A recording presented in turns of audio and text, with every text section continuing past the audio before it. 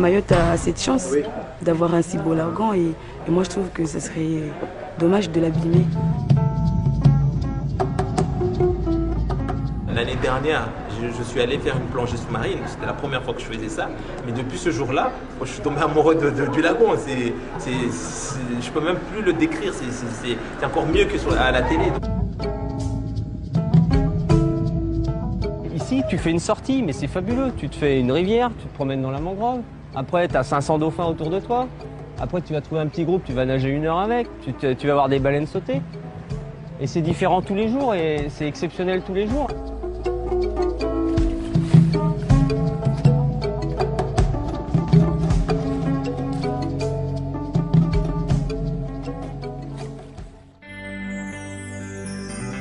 Située au nord du canal du Mozambique, entre Madagascar et la côte est africaine, Mayotte est une île d'exception de l'archipel des Comores.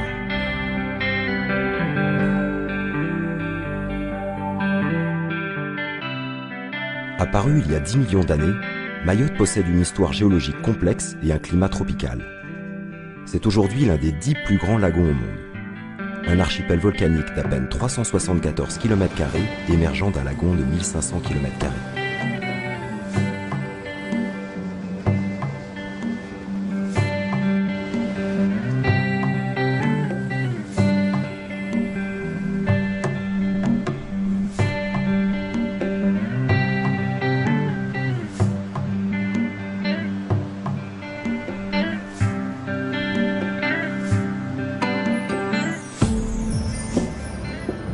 La magie de Mayotte tient beaucoup à la diversité des habitats marins et des espèces qu'elle abrite.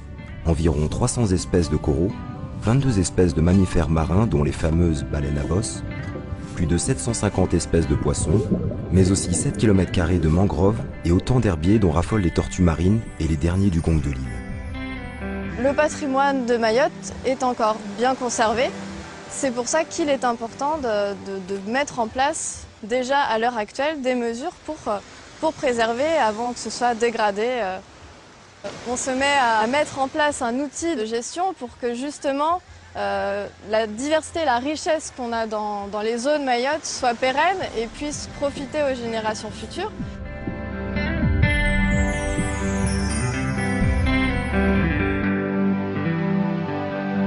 Pour les Mahorais, je peux dire que la mer, c'est juste un garde-manger en fait. Nous, on va à la mer pour chercher du poisson et tout ce qui peut se manger qui se trouve dans la mer. Nous, les Mahorais, on n'est pas du tout plage comme les Muzungu, mais ça commence à venir. Les temps changent à Mayotte. Nouvelle génération, globalisation et développement obligent. Dans un environnement aussi sensible qu'un lagon, cela se ressent très vite. Le problème, malgré tout, c'est que Mayotte est confrontée à un développement et notamment à une croissance démographique assez importante.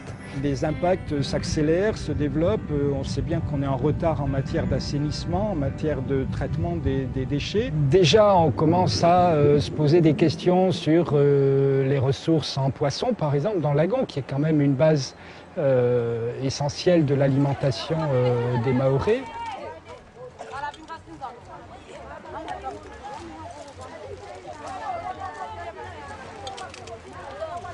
Sur 71 villages, 59 sont côtiers avec quasiment tous un accès direct à la mer, permettant aux Mahorais de pratiquer facilement la pêche à pied.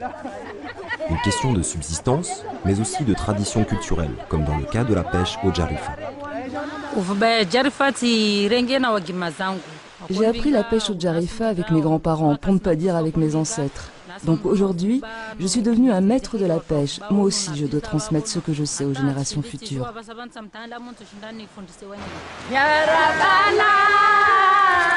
Cette pêche traditionnelle et intergénérationnelle est exclusivement pratiquée par les femmes d'un même village.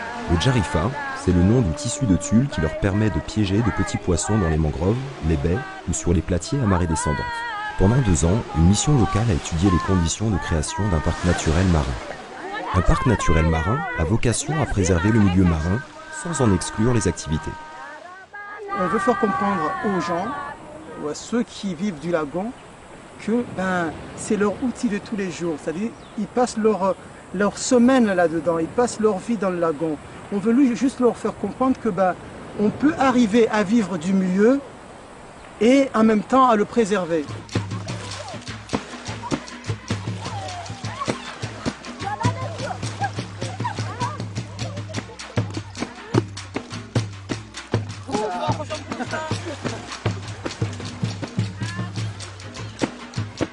Ici, l'équipe a voulu en savoir plus sur la technique de pêche des femmes, les espèces et les quantités de poissons prélevés. Une approche scientifique, mais pas seulement. Tout d'abord, on leur a parlé, en fait, on en a expliqué c'est quoi le projet de parc naturel marin.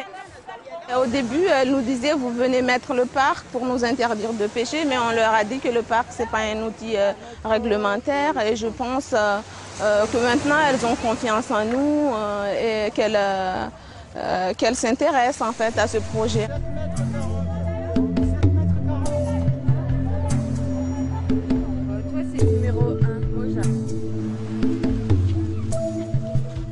Dans le volet concertation, on organisait des réunions soit avec les pêcheurs ou bien avec les autres acteurs dans les villages. On expliquait les gens que c'est vraiment l'outil parc naturel marin, quels étaient les inconvénients et quels étaient les avantages.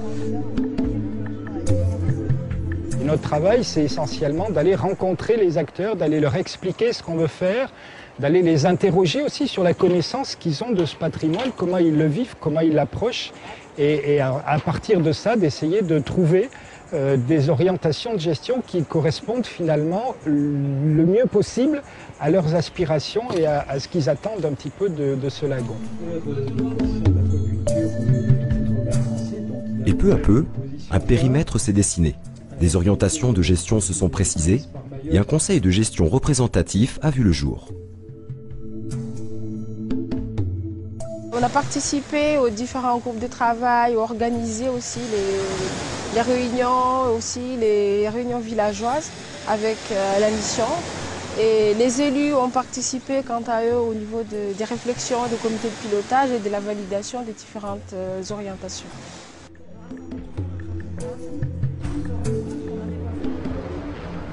La population et les élus ont pu consulter le projet de parc pendant 2 mois.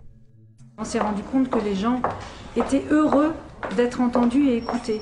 Et quand ils ont vu pendant 2 ans comment ça se déroulait, l'évolution des choses, la prise en considération de leurs particularités, de leur langue et de leur unicité finalement, de leur lien unique au lagon, les gens ont bien réalisé que c'était une démarche intéressante pour eux.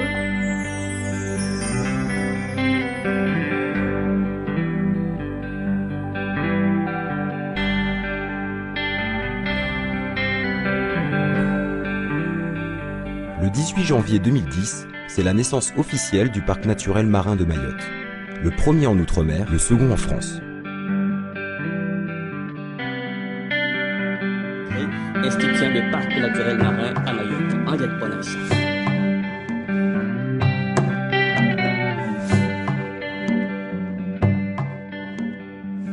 Nicolas Sarkozy a également signé avec le directeur de la DAF, de la Direction de l'Agriculture et de la Forêt, le décret portant création du parc naturel marin de Nuit, un outil indispensable à la sauvegarde de l'environnement marin.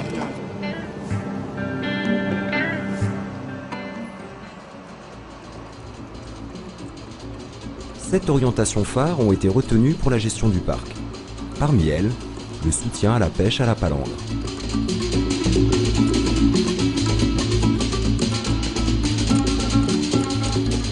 Quand j'étais enfant, je me rappelle bien, je partais avec mon cousin sur les bords des rochers là. Eh ben, on amenait la marmite directement. Donc on pêchait, on cuisinait en même temps. Donc maintenant c'est impossible.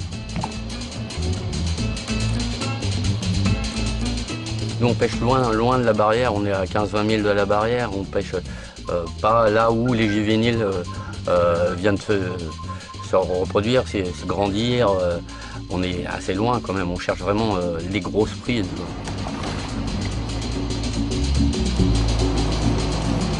Je pense qu'il faut quand même laisser les vieux qui étaient là avant, qui continuent à pêcher traditionnellement, et de développer en plus aussi, les former s'il y a d'autres techniques de pêche pour ne pas détruire. Je trouve que c'est une bonne idée, quoi. Moderniser, structurer la filière de la pêche professionnelle tout en maintenant durablement les pratiques traditionnelles, c'est un des défis à relever par le parc.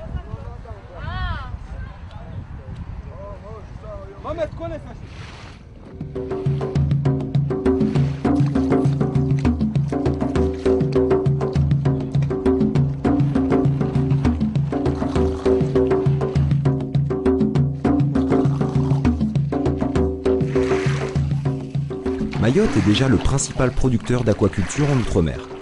Le parc soutient le développement d'une aquaculture raisonnée pour répondre aux besoins de la population locale.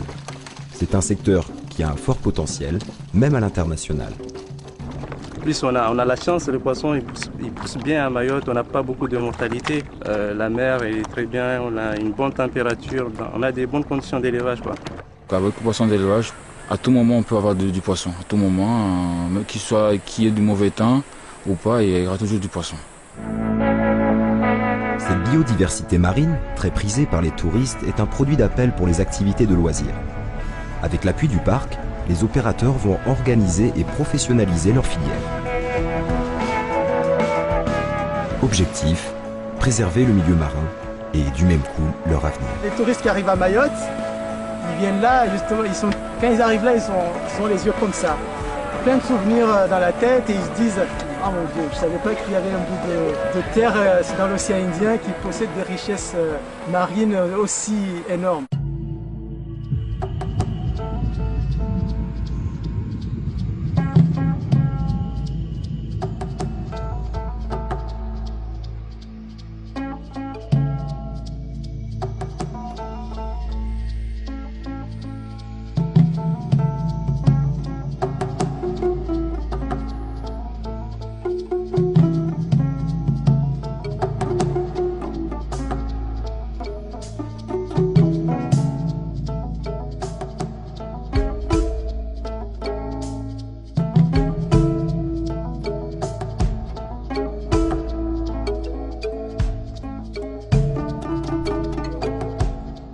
Il faut faire plus de la sensibilisation en fait pour pouvoir amener les jeunes à découvrir parce que quand on ne connaît pas, on ne peut pas en fait protéger.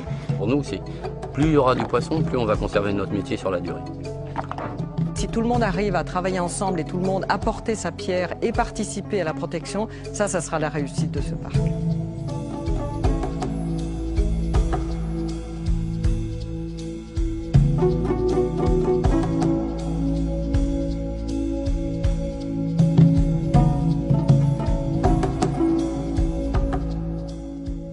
Ce qu'on fait actuellement, c'est pas pour nous, mais c'est pour nos enfants de demain. Je pense que l'espoir est là.